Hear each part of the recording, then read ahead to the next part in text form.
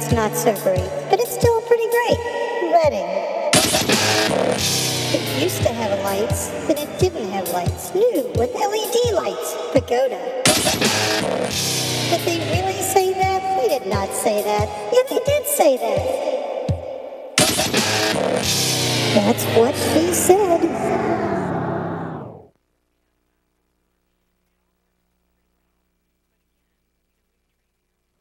And welcome to That's What She Said, our real premiere episode. It's good to be back. Let me reintroduce the ladies and myself to you. Not that I'm not a lady.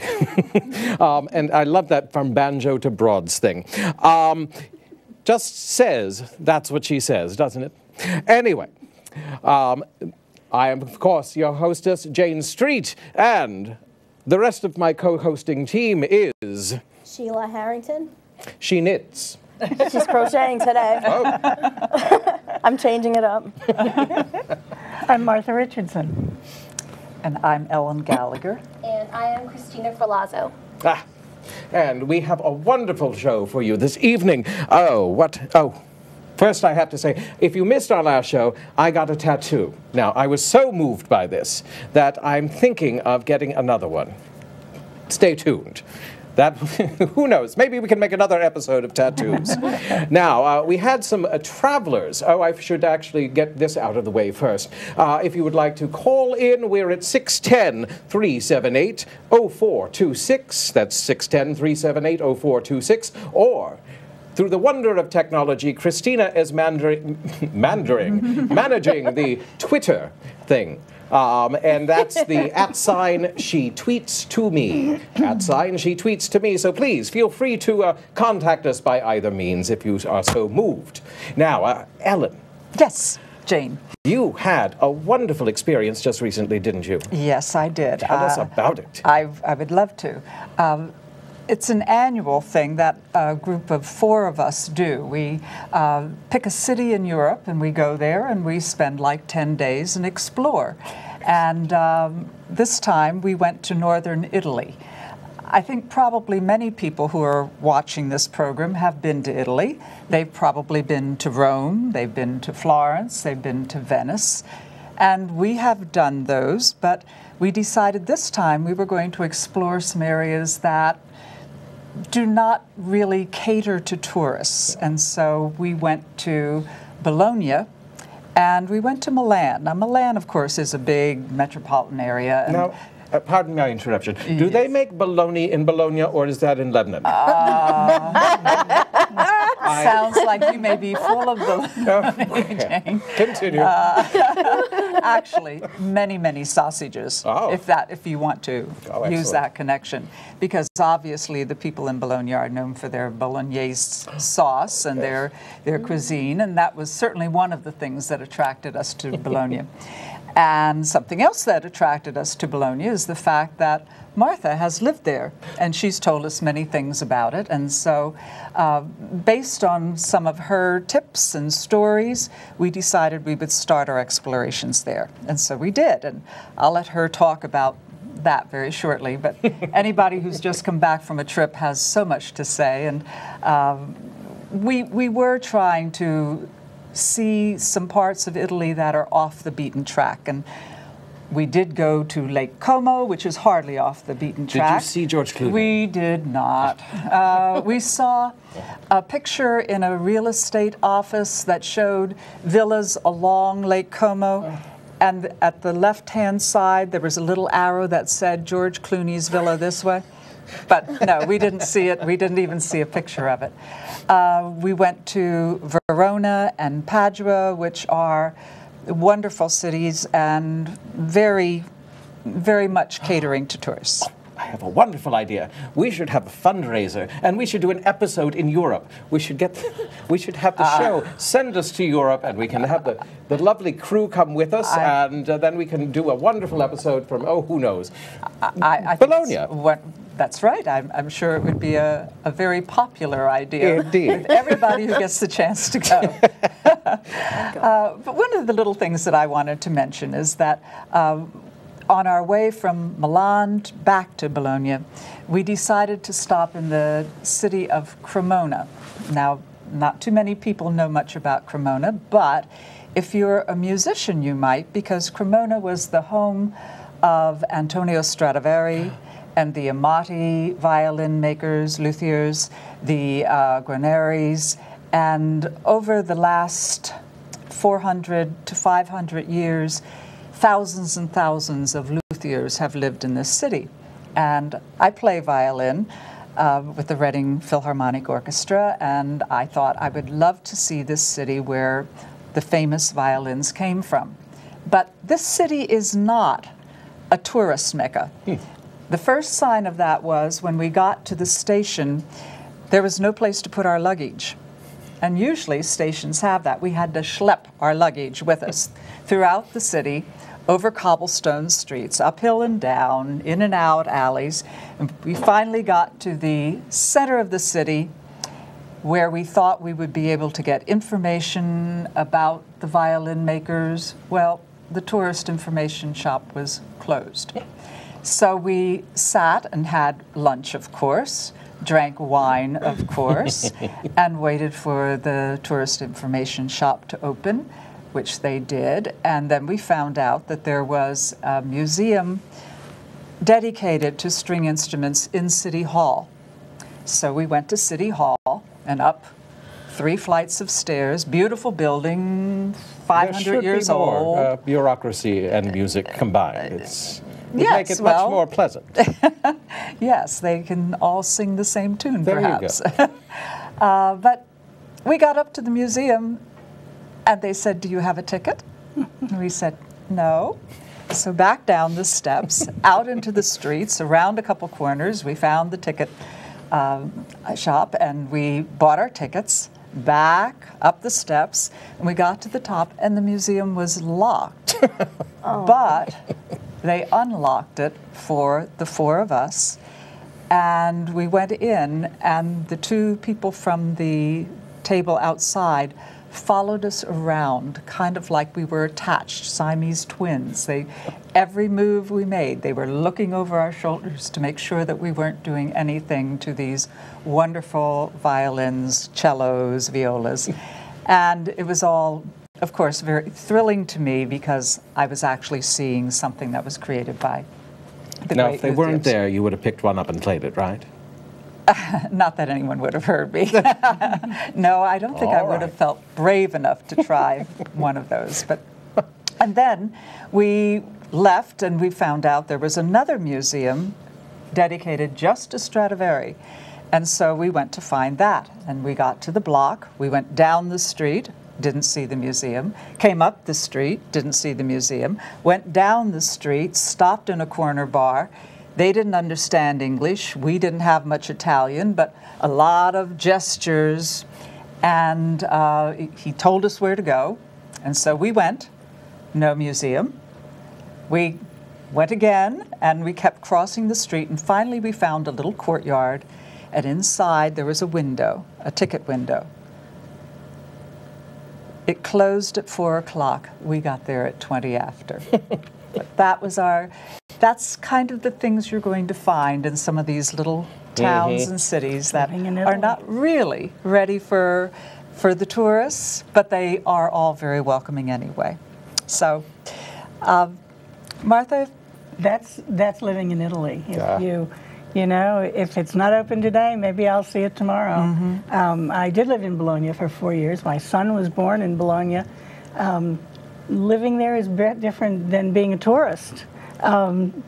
It's nerve-wracking at first, especially for an American who wants things done today at that time. And actually, after 4 years, coming back here and having somebody say they wanted to go to the grocery store at 1:30 in the afternoon. Excuse me, nothing's open at 1:30 in the afternoon. Bologna absolutely is the home of Bologna. And when my parents, my good Pennsylvania Dutch Berks County parents, came to Italy to see their grandson to Bologna, they brought with them a full-sized, uncut Lebanon bologna in their luggage. And and of course everything then that they wore for the next 2 weeks smelled like Lebanon bologna. And what a better way to spell. Exactly, but it's a wonderful city, and I urge people, if you go to Italy, stop to see Bologna. It has everything that all the tourist cities have, but it's truly a hidden gem of a city, and life in Italy is far different than being a tourist. That's excellent. And actually, we have a surprise tonight for our Italian travelers and livers, and for all of you at home. We have, can I walk and talk at the same time? I guess that's a question for myself, isn't it? We have from Monte Lauro European Gourmet, Chef Luigi Candelori and Chef Domenica Candelori. And they're going to do some treats for us this evening. Take it away. Okay, I'll start. Here. Here. I'm going to start with some quick sauce, like anyone. It's very simple and very good for a woman coming home from work and wants to have a good meal for their family. Oh. So get some olive oil in a pan, heat it up and put onions and cook down the onions a little. I've done that just because we don't have too much time. So I put the onions in, and then I added, so when the onions are caramelized a little bit, little shiny, you add some garlic. Oh yes. Can you get in here? No, I guess not. Garlic? Smell-o-vision. Indeed, smell-o-vision. We should have sent scratch and sniff cards out. Put the garlic and let that cook just a little bit to get the smell out. Then we have some fresh pesto that we make pesto, and we add a little bit of that and let that just cook a little, simmer a little bit so it gets the flavor in there. You're going to be here at every episode, right? Then I recommend using some real good tomatoes to make a real good sauce. We have this here. It's a San Marzano. It's a San Marzano tomatoes, which are from Naples. This very nice. They're sweet. I add no sugar, ever add sugar to my sauce. So we put this. They are whole peeled tomatoes, but I squash them with my hands. So I make them nice and chunky. Yeah. But if you like it smoother, you can put it in your food processor or blender and smooth it down a little bit. This one here will be a little bit more chunky. So we have that in there, and let that cook. Can you smell that over there? 20 minutes to half an hour, you let it simmer, and the sauce is ready. Oh, my goodness, smells so good. And you put a nice, good, healthy plate on the table for your family. Indeed. So then you add salt and pepper to taste. Excellent. San Marzano tomatoes are a DOP tomato from Naples. They sell them from other places around the world, but the true DOP stamped San Marzanos only come from Naples with the volcanic ash gives it a really nice sweet flavor and a really low acidic level, so you don't have a really acidic tomato. 20 minutes, you don't need to cook it for 2 days on a simmer like some people say they cook their sauces. 20 minutes, you have a nice fresh sauce. You also, now that we're getting into tomato season, Roma tomatoes that you grow in your garden, you can do the same exact thing. Okay. Sorry. I thought you had a microphone on. San Marzano tomatoes. Now that we're getting into tomato season, you could also use your Roma tomatoes from your garden, but always remember that when you're using a homegrown tomato, the tomato from your garden, you're going to have a lot more water moisture, so you're going to have to cook them out a little bit longer. All right. The next step we're going to do here is a nice seasonal dish. It's a farro salad, which is a whole wheat grain that only comes from central Italy, Umbria, Tuscany, Marche region, and Abruzzi. That's the only place in the whole world where you can find this farro grain. And if anyone can see, it looks really similar to spelt, Emer wheat, I guess you want to say. It's truly called Emer wheat. It's similar to spelt, but it holds its texture a lot stronger. Today we're going to do it with arugula, fresh arugula that was just picked this morning, strawberries that are starting to come local. These are from South Carolina, but hopefully in a couple of weeks we'll have local strawberries. We have a citrus balsamic vinaigrette, which we use just straight olive oil, balsamic vinegar, squeeze the lemon, and blended it with a touch of mustard, got it nice and creamy. And we have Marzolino Pecorino cheese, which is a sheep's milk cheese from Tuscany, and toasted almonds. Oh my goodness. Very simple salad. Anyone could really do it. You cook the farro in the same way you would cook rice. So you do 2 parts water, 1 part grain. You cook it till it's tender, chill it, strain it and chill it. And then once it's chilled, you put it in a bowl.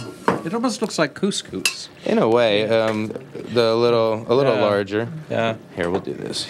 So you can see. Ah. Here, That's not good. yeah. No. All right. Never mind. So we have the farro, we have arugula, our fresh diced strawberries right here. Like I said, you could really use anything. We're using strawberries because they're in season. I've used pineapple. I've used a number of different items. Anything is really, anything goes with this salad. The more you throw in, the better it gets. There's nothing that beats a good cold salad on a hot summer day with the sweet and sour. And it's all local, all fresh products. Nothing that's canned, nothing that's jarred. The fresh salad in the summertime, you really can't beat that. That's excellent. We used all these products we got from the Fairgrounds Farmers Market. So it's all locally grown, locally raised, locally sold products here. So help our local business out. Indeed. But if you could see the salad here, very simple, and that's it. You want to throw a pinch of salt in there. The toasted almonds we'll put on top at the end. Set up. How's that sauce doing, May? Put it in already. Vinegar. Dominica. Mustard, I think you said. It's coming together. It's getting thicker. My See goodness. right away. Yeah. How's everyone doing over there? We were discussing the dressing. Ah. We couldn't keep a list of ingredients straight, so we're trying to name them all down, counting on our fingers, making sure we didn't miss anything. Now, are you married? Yes, I'm engaged. Ah, well, never mind. Actually, Sorry, Sheila, you're the only single one here. this salad dressing is probably the easiest thing you can make. It's always, just remember when making dressings, 2 parts oil to 1 part vinegar. It doesn't matter if you're using balsamic vinegar, if you're using white wine vinegar, red wine vinegar, anything. You could even use fresh fruit if you wanted to use pureed fruit. Anything works. So you always just do 2 to 1. So you start with your 1 part vinegar in the blender, throw a little dash of mustard, say like, depending on how much you make, for just a dash of mustard. Turn the blender on. I squeeze the lemon in there with that as well, and then you just drizzle in your oil and it's finished. Simple. And what oil do you recommend? It depends on what you want to go for. If you like a really bitey oil, something with a little bit of a spice, you want to use like a Tuscan olive oil or a northern Italian olive oil. I'm partial to Italian oils, but I'm sure Spanish oils are just as good. But northern Italian olive oil is going to give you a little bit of a bite. But if you want it a little smoother, a little fruitier, you want to go down the warmer weather. So Sicily, Calabria, even Abruzzi gets a little bit. Puglia has really nice olive oils. Olive oil is very similar to like to a wine. Every region where it grows, it's going to have a different flavor, and it's going to dictate what your dish is going to taste like. So depending what you like, a lot of people like the spice. Some people like the fruitiness of it. A place in, where was our producer Jamie sitting over there in the dock? Where was that place with all the? I was in Bethlehem. Bethlehem. There's an amazing place that has just these containers of oils and vinegars that you can go through and taste each they let you time. taste it. Yeah, that you helps get a lot. We spend an hour in there getting these little cups, and it was amazing. Oh, speaking of amazing. That sauce smells amazing. Who brought the bread? Oh. I didn't bake today. I'm sorry. I was. But did we want to have the panel try some of the salad and tell us what they think? I think we should. The panel You would don't have like to that. ask us twice. Should we? No, we shouldn't. We're attached. I guess we stay here. So, any questions over here? I'm taking my phone right now. I can't. Oh, wait. Here, I'll put mine. My phone locked and everything went kaputs. Are we getting tweets? I got nothing. Yeah. I got nothing. You got the same thing as me. Yes. You got nothing. @ she tweets to me.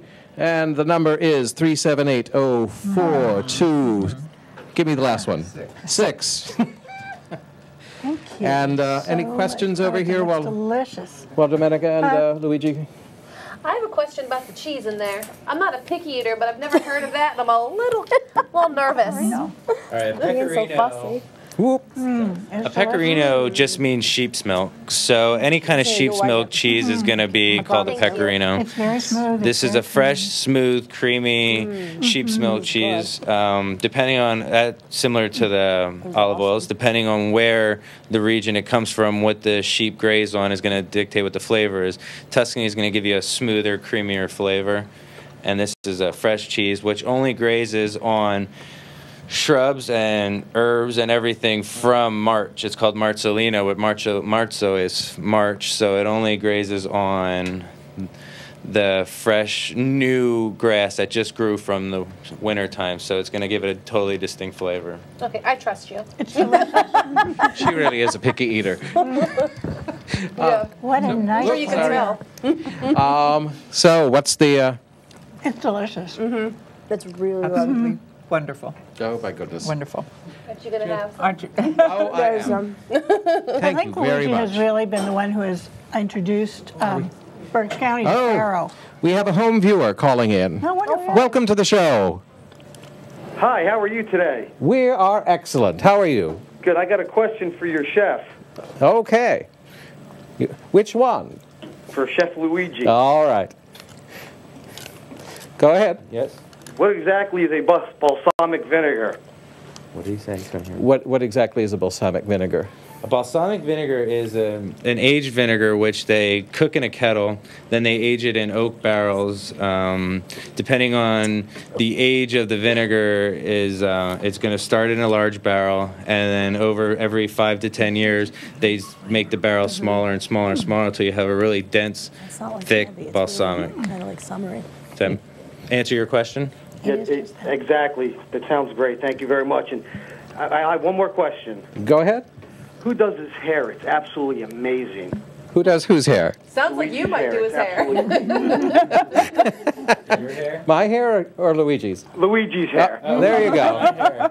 Nobody cares about my hair. Oops. I'm gonna... Niles Berkeley Barber, thank you. Well, any other sartorial questions for our chef?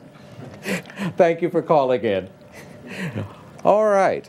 Shall we bring you over and... That'd be We would like to chat. And if anybody on the panel here wants to go stick their face in the sauce, please do. I'll do a straw. I was hoping that... Kidding. Luigi, where did you get your training? I'm going to hand you this. Okay. All right. That was really I'm done. good. Tell That us was about awesome. how you learned to cook and why. Well, it all started with my mother and my father. We are a very food family. Everything always was around food. If it was Sunday dinner, Sunday lunch, or Sunday dinner, whatever, we always got together, everyone. It was always about food. And I was always in the kitchen. I always used to pick off the meat from the bones that we made the sauce with. That was always my job. Used to eat half of it and then serve the other half to everybody else. And then as I got older, we could never find good food when we went out, so it was really a hard thing to find something that was like home. And I always said I want to kind of, we always had this thing, my father and my mother, that we're going to try to teach people what good food really is. If we make money off of it, hopefully. If not, at least we'll have the satisfaction of teaching what really good food is. So then it went to there, and then I went to culinary school, the Culinary Institute of America in Hyde Park. After that, after graduation, I went to Italy and was a bum for about 4 to 6 months, and ate my way through Italy. Worked a little bit to make some money, and then ate some more.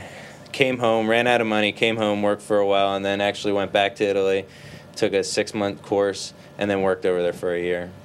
And from my experience in Italy, and one of the things I learned living there was it takes time to appreciate food. Fast food is not an Italian concept, and to sit down and spend 3 or 4 hours enjoying a wonderful meal to really enjoy the flavors. And frankly, in the 4 years I spent in northern Italy, I never saw anybody who was grossly overweight, because Italians eat very smart. They don't eat great, huge, big bowls of pasta, but enough pasta to satisfy their appetite so they don't eat a great deal of red meat. Plus, Europe tends to be a more walking Yes, everywhere yeah, in Europe. absolutely. You walk more, and that Absolutely. We're in America stuck in that car thing, so we sit all the time. Right. And Italian food is simple, isn't it? Oh, yeah. It's simple and wonderful. I often tell people I really don't think I cook that good of food. I just let the food stand out for itself. Like, if you're going to use good flavors when you cook, you really don't have to do anything to the food. Like, something so simple as that, it's just a grain, arugula, cheese, and strawberries. Like, just let the food stand out on its own. It's amazing. Delicious. Another Yeah, reason with the reason, like how you said, how people aren't really overweight is eating times. They wake up in the morning, you have a small breakfast, you have a coffee, you have a big lunch, but then you have the rest of the day to work it off, and then dinner time you have a small dinner, which is enough, like maybe some salumi, some cheeses, possibly a meat of some sort, very light. And that's a big, and they walk, like you walk, they walk a lot. We don't like you said, we get in a car and drive home even if it's 2 blocks away. May, was he a good student? I mean, as he was growing up, was he attentive to your cooking? Well, I think so. I never had any problems with him. He was always hanging around and asking questions. And once he went to the culinary school, he really took off. I was real proud of him that what he wanted to do, he did. I think that's important in life, and just always to do what you want to do, what moves you. So many of us get caught in just doing something because we need to make money. But I think if you pursue something you love, the money often comes along with that, and because your happiness transfers over into what you are doing. I mean, certainly your happiness transfers into the flavors of what you're doing, and that's when magic happens, when you're doing it because you love it. Yeah, this is what we always try to tell him: do something you like to do, because it's for the rest of your life. Right. And you'll be happy doing it. If you're not happy, then it's going to be. And no amount of money is. Well, the money's good too. Yeah. It's kind of necessary. It's nice to be balanced. The sauce that you're preparing, what would you recommend that it be served with? Oh, any kind of pasta with I like it on penne, short pasta on penne.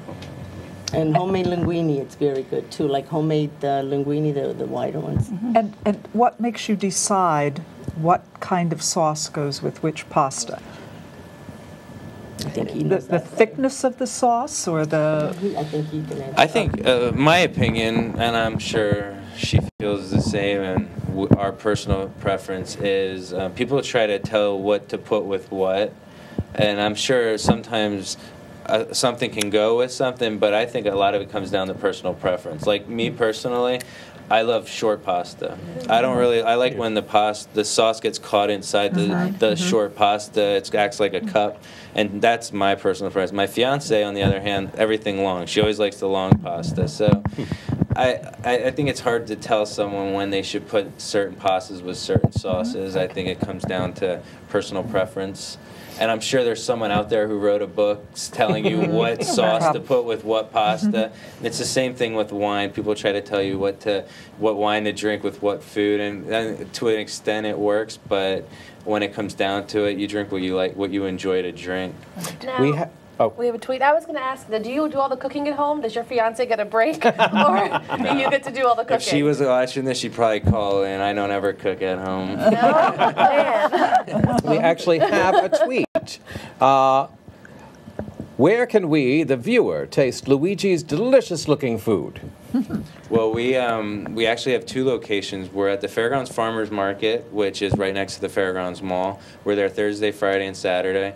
And we have a location at 1114 Mount Laurel Road in Temple, which we're there Tuesday to Sunday.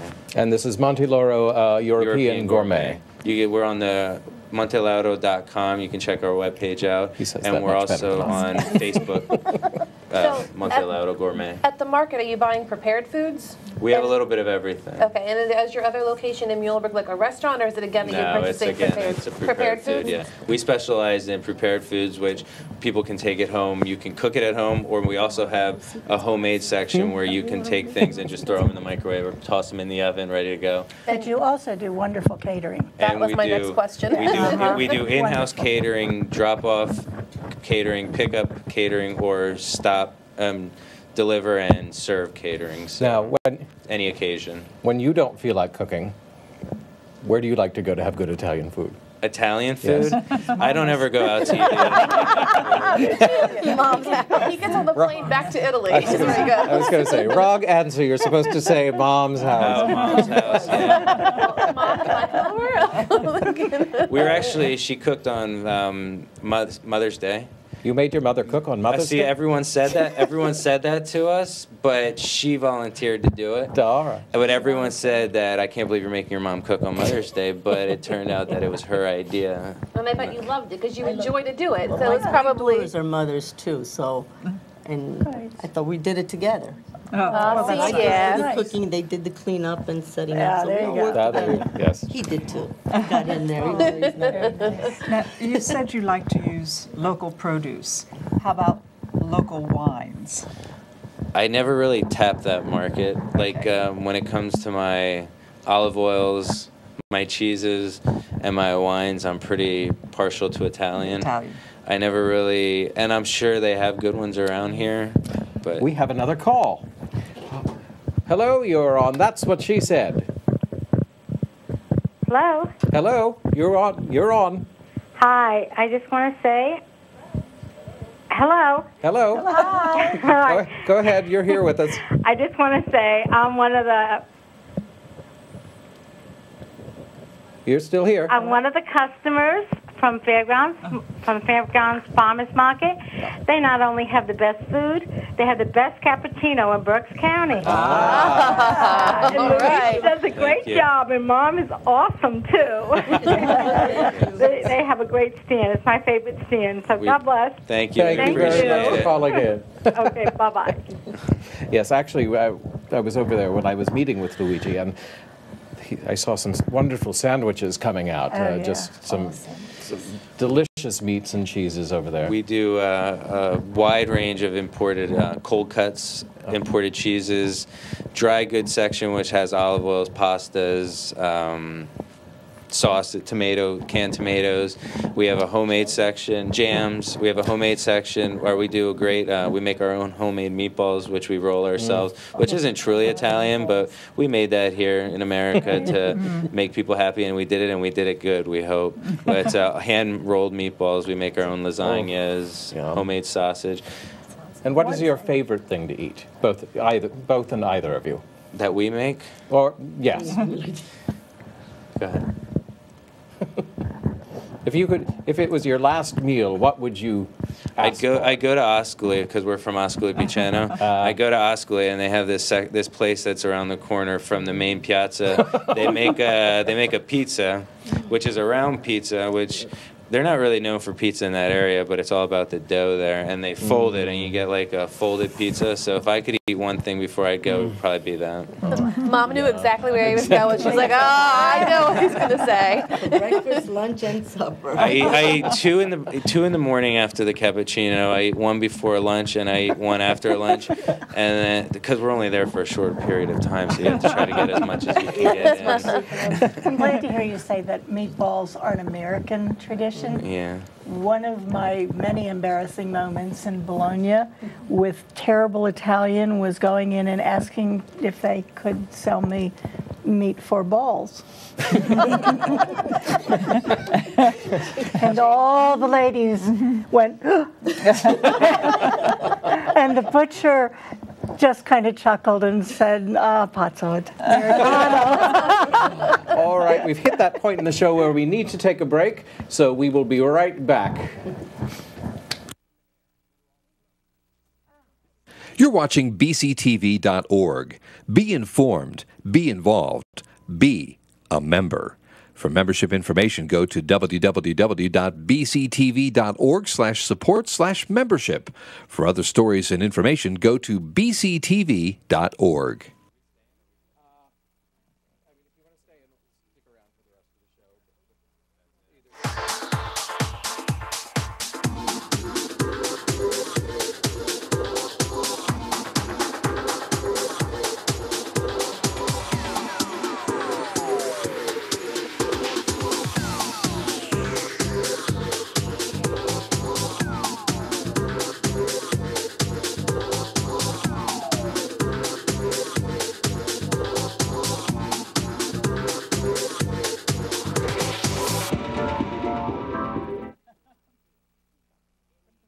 And we're back with That's What She Said. Remember, you can Twitter to us at she tweets to me, or give us a call at 610-378-0460. We wanted to say thank you so much to Domenica and Luigi Candelori from Monte Lauro European Gourmet, who've made an amazing salad and sauce. And thank you so much for coming on the show. Thanks for having us. You guys have a great thing going here. Good luck with everything. Thank you very much. Thank you for having us. Indeed. Now, there's something happening very soon. Let me grab this little card. When is this? This is, June 15th through 30th. It's over a period. Berks County's Best Kept Secrets. Now, we were going to talk about the best kept secret places, but they're secret, so we can't. So what we decided to do instead was talk about our favorite secret places. Who wants to start? Oh, actually, you should start, because we have It seems like I've traveled locally as well as in Italy. Yes. A little while ago, I think you'll be able to tell by the trees and the scenery that it was a little while ago before everything was green. I took Jamie, our producer, on a little trip to one of my favorite places to shop in Berks County, and it's called Wooden Bridge Dry Goods. Shall we? And it just so happens that it is one of Berks County's best kept secrets, and it is on the tour that. Excellent. And you can, you'll find out about it. Let's take a look at that. That trip was like. Roll tape. All right, and we are driving to Wooden Bridge, what? Dry Goods. Okay, so I'm a complete neophyte in this whole thing. So tell me, what are dry goods? Okay. Dry goods are those things that would be sold by merchants that are not hardware or are not foods, groceries. Okay. So it's basically textiles, and then all the notions, that's another interesting word, that go along with sewing and any fabric sort of. Most of the customers would be people who are interested in quilting, or maybe not making quilts themselves, but wall hangings and purses and jackets and table runners and that sort of thing. They have classes, and we'll be able to, I expect that there's a class going on at this point, and we'll be able to walk in and see a beginning applique class. Okay. Unfortunately for us, the owner of the store, who has been very welcoming for our coming and visiting, will not be somebody who can be interviewed. It is against her religious beliefs, and the other young women who work at the store, the same sort of thing. So the kinds of services you would ordinarily get at going to Wooden Bridge, we won't be able to avail ourselves to. Well, what we're doing is going from Fleetwood to Lyons and then turning toward Kutztown. You could also, of course, come from Kutztown, and it's off Dysher Road, and it's located on a farm, the Martin family farm. So are we going to actually cross the wooden bridge? We're going to cross the wooden bridge, yes, we are, about a half mile back here. Okay, cool. All right. This is Berks County at its best. Which came first, the bridge or the store? I'm sure the bridge. The bridge. The bridge was here, I'm sure. Okay. In order to get to the farm, and the store building had been a milk house. Okay.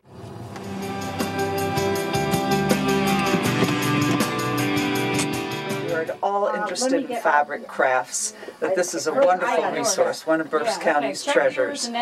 And obviously, it's not just a Berks County treasure, because this is a map that shows where customers have come from to shop at Wooden Bridge Dry Goods, not just all around the country, but other countries as well.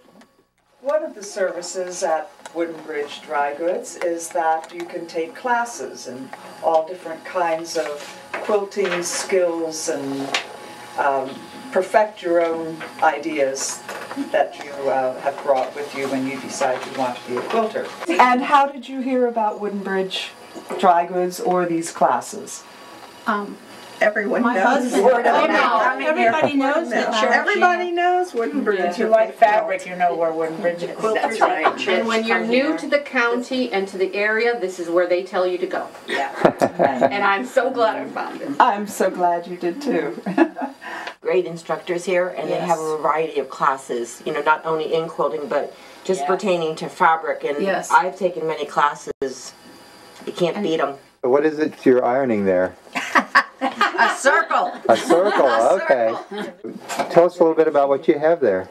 It's a hand applique tulip, and you used a heart, a circle, an oval, and the stem. Basically all the techniques that you will need. Now we'd like to show you around, show you the bolts of fabric. They're arranged according to colors for the most part, and you'll just see that it goes on and on and on. Reds and pinks. Okay, these are purples, endless blues, prints of all kinds. A lot of animal prints. This is an area of the shop that is basically for the local farmers. Their hats, their overalls, their sunbonnets. Ah. And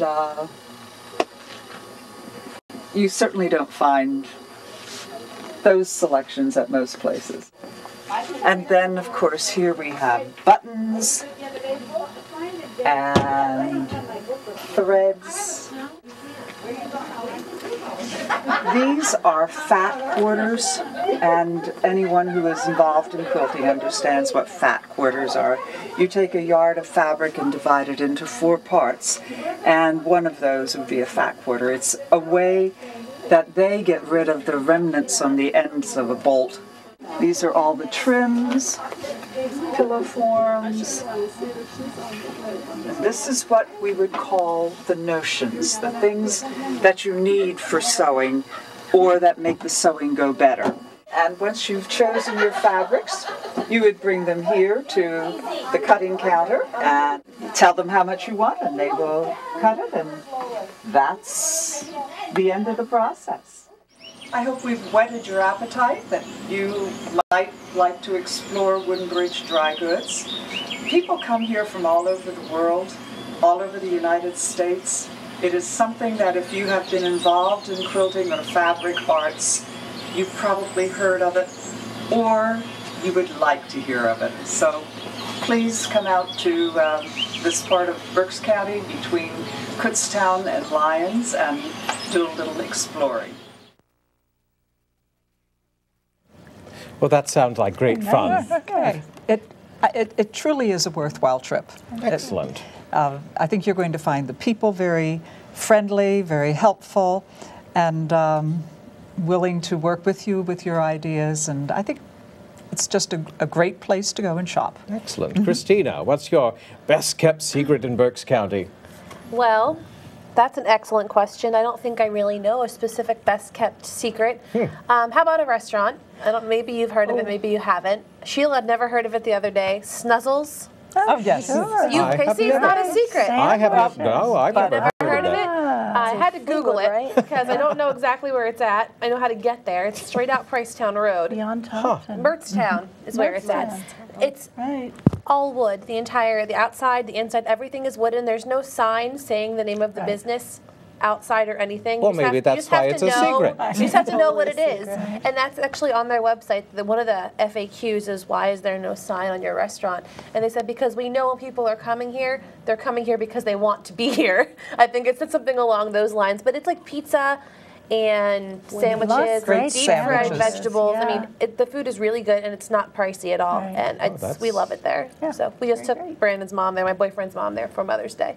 Oh, that's quite wonderful. Actually, down the road from that, I guess, Alexander's German place thing. It's very good. They have great German food. Yeah. So if you go to Wooden Bridge, you can go to Snuzzles for lunch, go back to a garden center, and then go to Alexander's for dinner. There you go. Your day is full of secrets. Who wants to go next? I think one of my best, well, I don't think it's a secret, but one of the places I like to go when I need an art fix is to Will Dexter's Glass Studio in Boyertown. I'm hoping that maybe for our next show we can do some, take a trip to meet Will, who's a delightful person. We'll put you in charge of setting that up. So Will, if you're watching, this is a plug, but he's a wonderful glass artist and a very interesting man, and he has a wonderful studio and showroom in Boyertown. It's right next to the Boyertown Post Office. I have no idea what street it is. It's around the back. But it's a wonderful place to just, I don't know, there's something about glass that has always inspired me, and I think it's one of probably my favorite art form is glass, and Will's just an incredible man and lets you go back and watch his artists do their thing with the ovens, and he has dogs that are walking around the ovens, and it's just like watching a ballet. He's putting dogs in the oven? No, that's some other show. All right. But that's my best kept secret. Excellent. Well, I hope that works out. That would be a wonderful field trip to this week, yes. Sheila? Me? Okay. Well, I don't know a lot of secret places, but Christina did introduce me to a new place recently.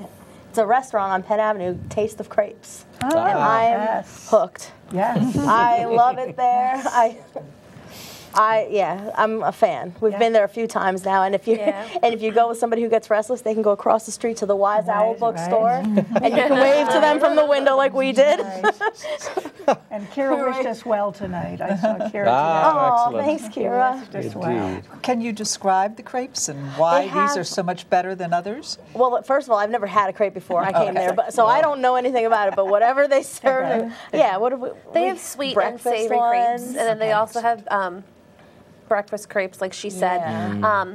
They have like your basic like ham and cheese, and it's got like a horseradish sauce to kick it off, or you can get like a feta and spinach and red pepper. Oh, yeah. There's an artichoke crepe. They're really good. And then for their sweet crepes, the dessert crepes, there's basically anything that isn't. Obviously, I like to eat, so I know a lot about this topic. They have your traditional like French crepe with just the butter and the sugar, or you can do. She does peaches and cream. I do banana and Nutella. Is one of my favorites. Now I love when I go to Paris, which I haven't done recently. I love Nutella and coconut. Nutella and noix de coco is just. That's not on their menu, but if it was, I'd order it. We should ask. Well, they should put it on. Anything with Nutella, I'm an absolute fan of. Can we request that next time we go? Have some coconut. Sounds like another field trip. It does. It does. Well, I was just, since it's gotten finally warm enough to plant things, my little best kept secret is countryside greenhouse and farm, or farm and greenhouse. It's on Krause Road in Fleetwood. They have an amazing selection of tomatoes. I think we picked up 9 different varieties because we like tomatoes, but they have, what would you say, Jamie, about 100 different, at least 100 different varieties, and they're so lovely, and that's just wonderful. And now that we've been talking about this thing, we should probably give people information on how to get there. If you want to visit bestkeptsecretstour.com, that's bestkeptsecretstour.com, and that's happening June 15th through the 30th. And it's for the benefit of Berks Women in Crisis. Oh, excellent. And what is it? I think, how does it work? It's a tour. You can go to any of the businesses to buy a ticket, but obviously if you don't know what the businesses are, you can't. There is a phone number and there is a website that you can go to. And then you get a ticket and you go to 35 different businesses, all in Berks County, and they will give you a little tour of what they do that's special, and they might have little gifts for you and that sort of thing. Ooh. It's something you could do in a day. For the duration of a week? Yes, you could do it over the 15 days that it's, or 16 Sheila, days we it's should going do on. that. We should we should do it together. Yes, we should. Jamie, can we do that? Women in Can crisis, you make us have a field trip and do the... The silent one says... we must emphasize it is for the benefit of Berks Women in Yes. Crisis, which is all the more reason to do it. Something that we really need to, all of us need to support. And we can give you the phone number. If go ahead. It's done by a woman out of Ephrata, so it's a 717 phone area code, 717-721-1750. Or the tickets are only $7. Yes. What? $7 for a ticket. We're going. We're going. And their website is bestkeptsecretstour.com, and that's all. Best Kept Secrets Tour is all one word. My goodness, throughout this show, we're going to Europe. There we go. We're going to the Glass Works, and now we're going on the Best Kept Secrets and tour. we're going to crepes. We forgot about we're going. Oh, that is very important. That is very important. Goodness. Well, Mike, has anyone seen anything wonderful, done anything wonderful locally lately? Don't all chime in at once. I'm thinking. It's a wonderful, vibrant area. From my ears. I took a tour that was sponsored by the Reading Public Museum, took a bus tour to the Holocaust Museum on National Holocaust Day. It was, except for the traffic coming back, which delayed us by 3 hours. It took us almost 3 hours to get from Washington to Baltimore. Coming home was nothing, though, because it was a perfect day, the weather was wonderful, and we spent the day in the Holocaust Museum. We actually got to view the ceremony that was held in Congress to commemorate the Holocaust. We were the only ones that were brought into an assembly hall to watch it on live screen. Very, very impressive. And before we came home, the bus driver toured the monuments in Washington. We stopped at the new Martin Luther King Monument, which, if you haven't seen it, is an incredibly impressive. You walk through after seeing the Holocaust Museum, and then you see the King Memorial, and you think, well, we as mankind have made some progress. We have a long way to go before we sleep, but pretty neat. We have another tweet. Yay. You didn't get this one either? I don't know. Goodness we're both. Thank goodness we're both doing this. It's Dave from California. Oh, that's my Dave. Oh, yeah. It's Martha's Dave. Are you going to post all of this information on your website and Facebook pages? Well, by gum, Jamie, are we going to do that? Yes. Yes, we are. There's a task for Jamie. He will. An affirmative. Dave would like to be a guest, actually. He has volunteered to fly east to be a guest on this show. Well, Dave, get on a plane and come on out. Actually, I should mention, starting this Sunday, there is the Senior Arts Festival at our local Reading Area Community College. I was actually visiting today and looking at getting a preview of the art, and they've done. There's some amazing works there. There's there's a special section done by some Alzheimer's patients. I forget which facility they're in, but the work. They've done some amazing work. But on the opening day at 3 o'clock. Our friend Kirk Lawrence will be doing a performance of Picasso, which should be fun. But I urge you to stop by. I think it goes all week. Unfortunately, yes. I didn't bring a flyer, but I think if you go to berksencore.com, they should have the all the information there. They are the sponsors this year of that. So that should be great fun. The artwork is amazing. Speaking of performances then, we'll just throw out there that Genesius Theater is opening Miss Saigon. I believe it opens June 22nd. I'm actually in the show, so come see me, because that's exciting in itself, I'm sure. Do you want to tell the role that you're playing? No, I don't. It's not appropriate for TV. Family TV. For family TV. GenesiusTheater.org, www.genesiustheater.org. Kind of like a best kept secret of Berks County. A lot of people don't even realize it's there. Indeed. We order pizza and they're like, they come to deliver. We're like, we're at a theater. They're like, there's a theater there? We're at 10th and Walnut, I think it is around the corner of in the city. We have a parking lot, a small parking lot, so come early. And like I said, I think it opens June 22nd. Parental advisory is suggested. If you have any questions, you can call the theater and ask. If we'll tell you why we think it may not be appropriate for all ages. But it is a good show, so everyone should come and see it. I expect to see you all there. We will be there. I'll be creeping around backstage. Let's check this Twitter one more time. Perhaps we should get a van.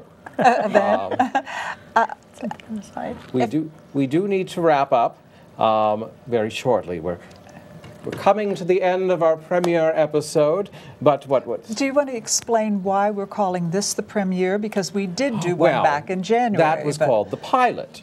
Now we're doing the premiere. We will be here every second Wednesday every other month. So July. So July will be our next show. We hope you join us again, and because we love seeing you even though we can't.